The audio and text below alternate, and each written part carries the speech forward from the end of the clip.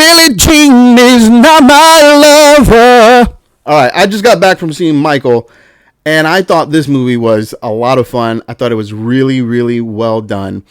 I do have certain issues with it, but let me talk about all the positives.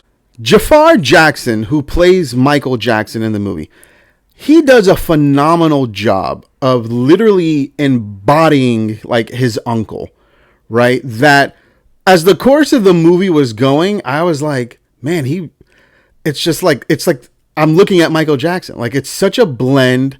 He moves so well.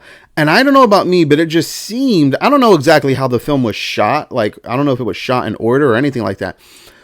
But it seemed as the movie was going on, he was getting more comfortable in the role, right?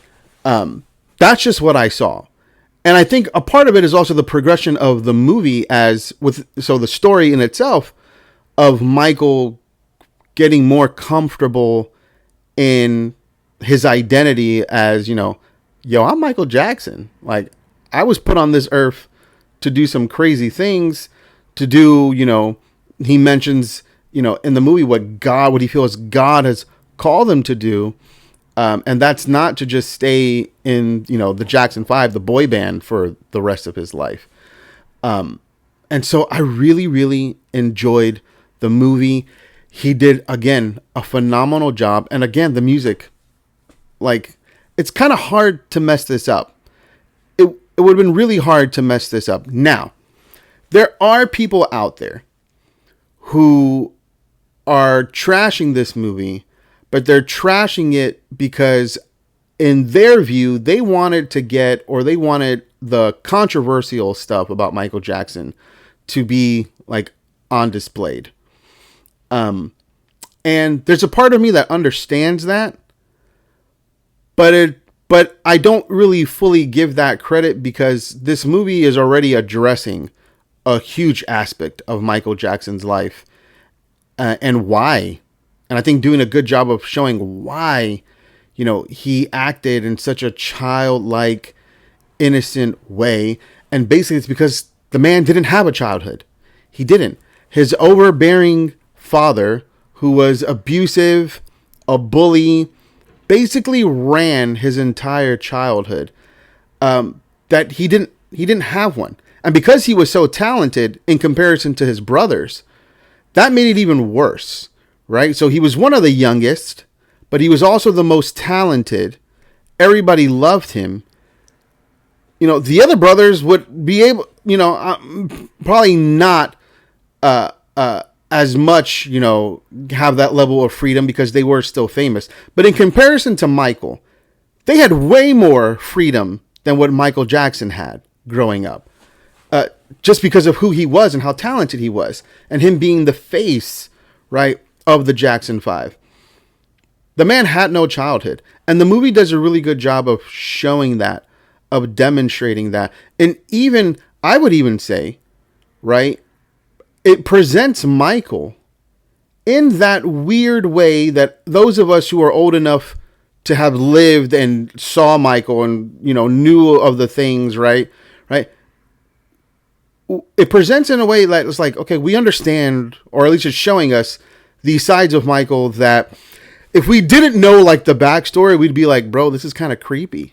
Like all the monkeys, right? You're like 20 plus years old, but acting like a toddler, right? I don't mean all the monkeys, like all the animals, and then plus Bubbles, the monkey, right? There's a scene in the movie where he goes to Toys R Us. And actually, he goes to Toys R Us multiple times throughout the film. But in this particular scene, he's coming back from Toys R Us, pulls out a whole bunch of toys. And his brothers, who are all grown at this point, right, they're playing basketball. And he's like, hey, guys, you want to play Twister? And they're all just like, what are you talking about? One of them, I think the oldest, Jermaine, he's like, bro, I'm just here. I have to go back home to like my family. I'm just here for a little bit to hang out. Right. And Michael's like, well, you want to play Twister? I got all these games. And they're all like, bro, we're just playing basketball. And then we're about to like go out on the town and just like have some fun. And Michael is just like, oh, you guys, you guys aren't fun anymore. And it just shows like he is just trying to live this childhood that he never really got. Right? He never got, and he became obsessed, and rightly so. He's obsessed with like Neverland, Peter Pan, stuff like that. But all that comes from directly his childhood, where those areas were literally the escape for him from his father. And you would think, oh, well, the music is the escape. And it's like, no, the music really wasn't the escape for him as a kid. It was literally a job, right? That he was like, pressured in, grounded in by his dad. That he could, I wouldn't say that he looked at the music that he was doing at that time as his escape.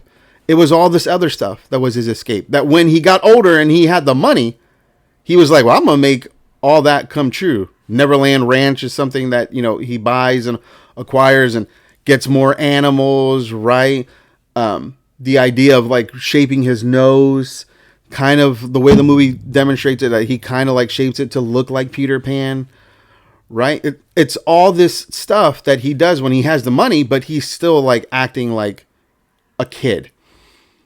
And so the movie does a really good job of like showing that. And I would say that that's kind of controversial within itself, because if I was a person who knew nothing about Michael Jackson, or if I was born after Michael Jackson's death and I went to go watch this movie, I could understand, oh, it's kind of like creepy in a sense. And it's like, yes, that was Michael Jackson, right? But, a lot of these other, like IGN, all these other big, article people, they wanted to touch on some of the more scandalous stuff. And that's not what this movie was trying to be. Now, what I will say, as far as what I think is a negative about the movie, is that I feel there was more story to tell, especially with him getting older, and not like the scandalous stuff, right? But like Michael Jackson marries Elvis Presley's daughter, right? And there's a famous thing of him hanging over his child, like over a railing. Like, I don't know if they're on like a second story or third story, but he hangs the child over the railing and everybody like loses their mind, right? Like, that's just one of the things that it would have been nice to have seen, displayed in the movie. Also, Free Willy was a big thing for me growing up. Free Willy, and Michael Jackson made the main song for that. I would have loved to have seen that. I would have loved to have seen Michael showing Michael the other songs and the things that he had influence on. Because there's so much more that was there. But this movie pretty much ends with young Michael.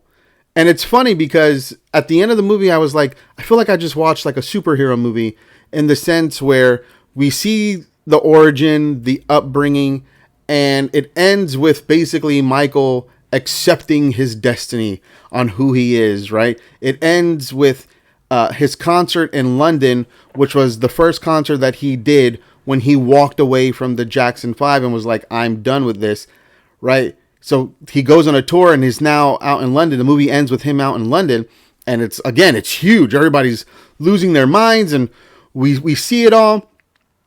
And it ends with him like, I am now Michael Jackson. This is who I am. And then cut to credits. And so I just think there could have been more that was shown, more that was talked about, without having to go into all the scandalous, stuff. But I don't think we'll ever get that movie, as far as like the rights about Michael Jackson, including all the other stuff. They'll just never, I don't think we'll ever get that kind of movie that just shows that. But for what this movie was a lot of fun. I highly recommend you go watch it. It's a good, wholesome movie that does show, again, Michael Jackson's hard upbringing. So you do sympathize and you do understand why he ultimately turns, at least for me, the older people, me, myself, and those older than me, we understood why there was that weirdness with Michael Jackson, because it was not a secret how terrible his father was to him, to his brothers, sisters, the whole family. The man was a tyrant, and he was brutal. And so we, my generation, we understood that. And so I think that's what this movie was trying to display. So that way, you know, we're going to show you the quirkiness and the weirdness, but we're going to explain why he was like that. And so I highly recommend it. I would give it an 8 out of 10, right? But let me know in the comments what you guys think. If you haven't watched it, go watch it and then come back and watch the review. But as always, I appreciate y'all. Peace.